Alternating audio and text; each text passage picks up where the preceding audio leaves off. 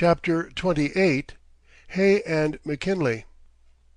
John Hay was our frequent guest in England and Scotland, and was on the eve of coming to us at Skibo in 1898 when called home by President McKinley to become Secretary of State.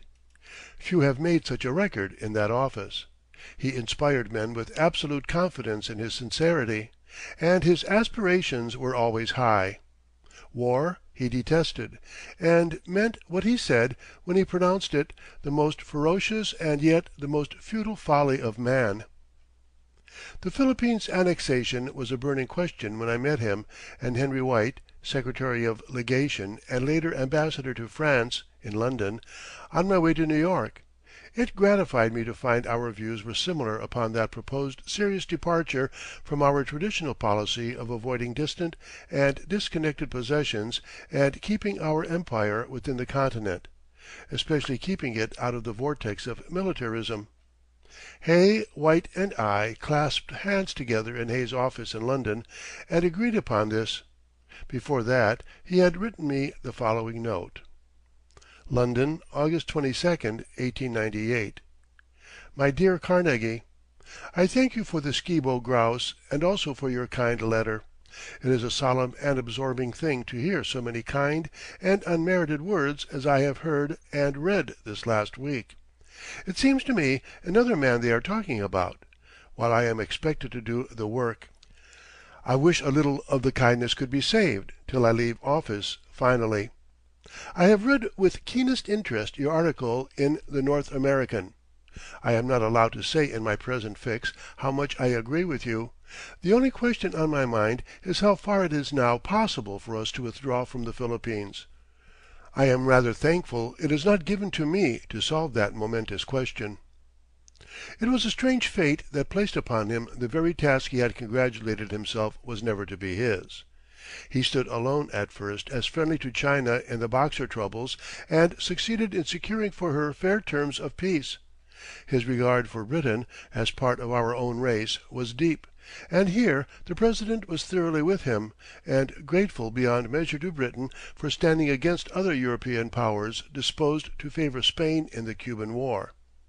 The Hay-Pauncefote Treaty concerning the Panama Canal seemed to many of us unsatisfactory. Senator Elkins told me my objections, given in the New York Tribune, reached him the day he was to speak upon it, and were useful.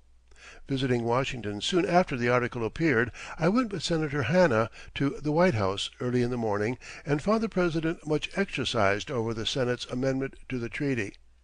I had no doubt of Britain's prompt acquiescence in the Senate's requirements, and said so. Anything in reason she would give, since it was we who had to furnish the funds for the work from which she would be, next to ourselves, the greatest gainer. Senator Hanna asked if I had seen John, as he and President McKinley always called Mr. Hay. I said I had not. Then he asked me to go over and cheer him up, for he was disconsolate about the amendments. I did so. I pointed out to Mr. Hay that the Clayton-Bulwer Treaty had been amended by the Senate, and scarcely anyone knew this now, and no one cared. The Hay-Pauncefote Treaty would be executed as amended, and no one would care a fig whether it was in its original form or not. He doubted this, and thought Britain would be indisposed to recede. A short time after this, dining with him, he said I had proved a true prophet and all was well. Of course it was.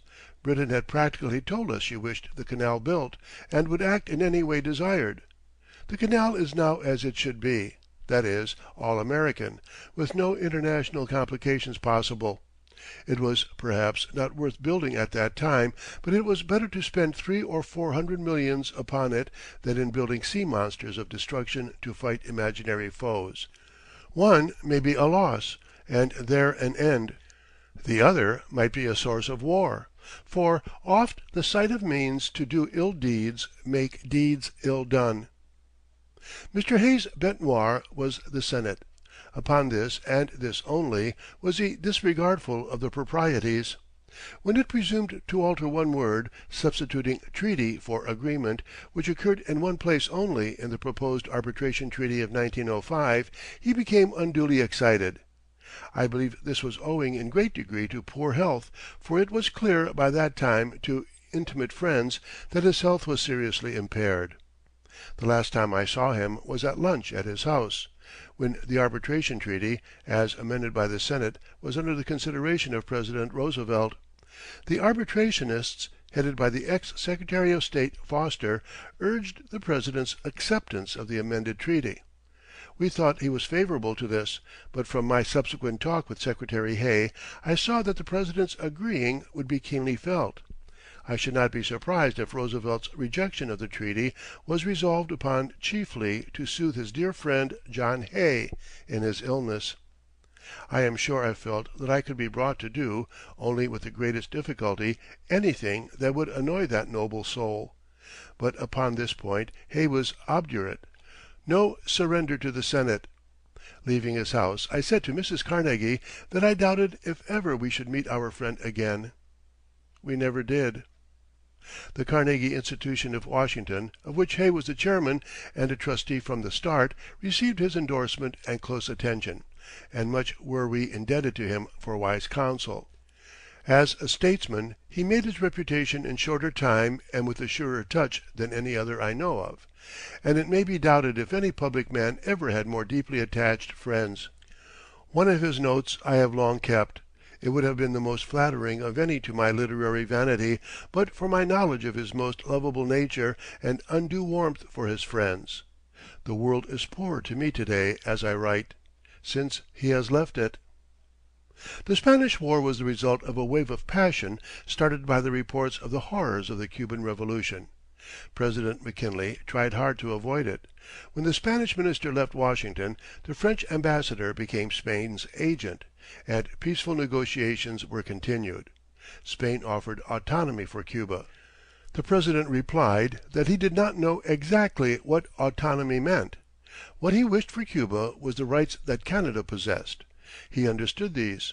A cable was shown to the President by the French minister, stating that Spain granted this, and he, dear man, supposed all was settled. So it was, apparently. Speaker Reed usually came to see me Sunday mornings when in New York, and it was immediately after my return from Europe that year that he called and said he had never lost control of the House before. For one moment he thought of leaving the chair and going on the floor to address the House and try to quiet it. In vain it was explained that the President had received from Spain the guarantee of self-government for Cuba. Alas, it was too late, too late. "What is Spain doing over here, anyhow?" was the imperious inquiry of Congress. A sufficient number of Republicans had agreed to vote with the Democrats in Congress for war. A whirlwind of passion swept over the House, intensified, no doubt, by the unfortunate explosion of the warship Maine in Havana Harbor, supposed by some to be Spanish work. The supposition gave Spain far too much credit for skill and activity. War was declared, the Senate being shocked by Senator Proctor's statement of the concentration camps he had seen in Cuba. The country responded to the cry. "What is Spain doing over here, anyhow?" President McKinley and his peace policy were left high and dry, and nothing remained for him but to go with the country. The government then announced that war was not undertaken for territorial aggrandizement, and Cuba was promised independence, a promise faithfully kept. We should not fail to remember this, for it is the one cheering feature of the war. The possession of the Philippines left a stain. They were not only territorial acquisition, they were dragged from reluctant Spain, and $20 million paid for them. The Filipinos had been our allies in fighting Spain. The Cabinet, under the lead of the President, had agreed that only a coaling station in the Philippines should be asked for, and it is said such were the instructions given by cable at first to the peace commissioners at Paris. President McKinley then made a tour through the West and, of course, was cheered when he spoke of the flag and Dewey's victory. He returned impressed with the idea that withdrawal would be unpopular, and reversed his former policy. I was told by one of his cabinet that every member was opposed to the reversal. A senator told me Judge Day, one of the peace commissioners, wrote a remonstrance from Paris, which, if ever published, would rank next to Washington's farewell address. so fine was it.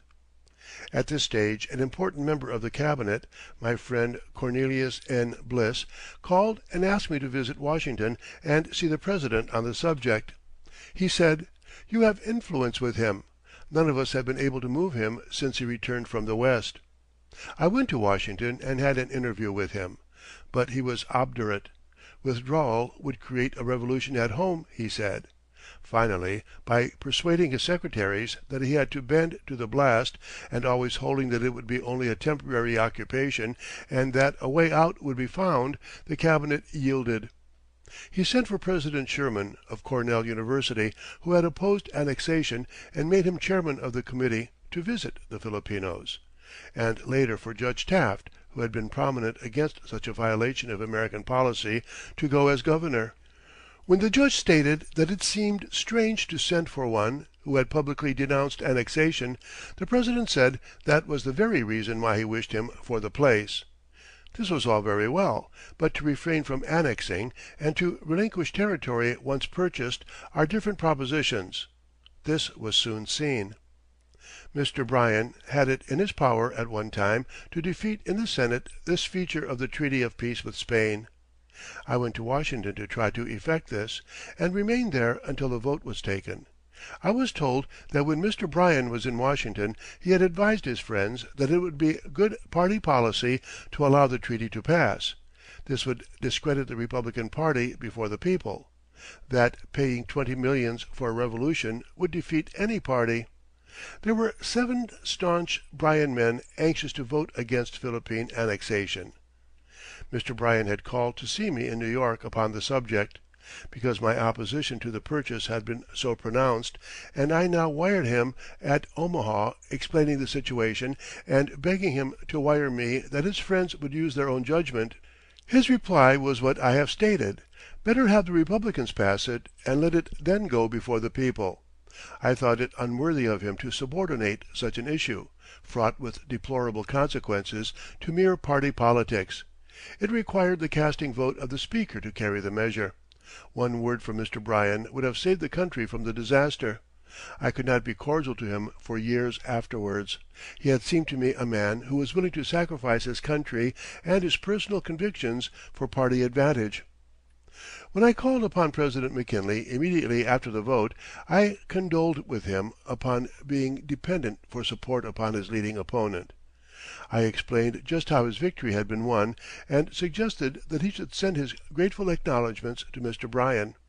A colonial possession thousands of miles away was a novel problem to President McKinley, and indeed to all American statesmen. Nothing did they know of the troubles and dangers it would involve. Here the Republic made its first grievous international mistake, a mistake which dragged it into the vortex of international militarism and a great navy. What a change has come over statesmen since! At supper with President Roosevelt at the White House a few weeks ago (1907), he said: "If you wish to see the 2 men in the United States who are the most anxious to get out of the Philippines, here they are," pointing to Secretary Taft and himself. "Then why don't you?" I responded. "The American people would be glad indeed." But both the President and Judge Taft believed our duty required us to prepare the islands for self-government first. This is the policy of "don't go into the water until you learn to swim." But the plunge has to be and will be taken some day. It was urged that if we did not occupy the Philippines, Germany would.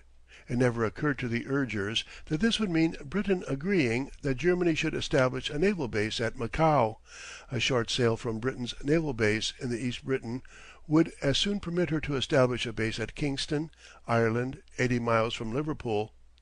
I was surprised to hear men like Judge Taft, although he was opposed at first to the annexation, give this reason when we were discussing the question after the fatal step had been taken. But we know little of foreign relations. We have hitherto been a consolidated country. It will be a sad day if we ever become anything otherwise. End of chapter 28.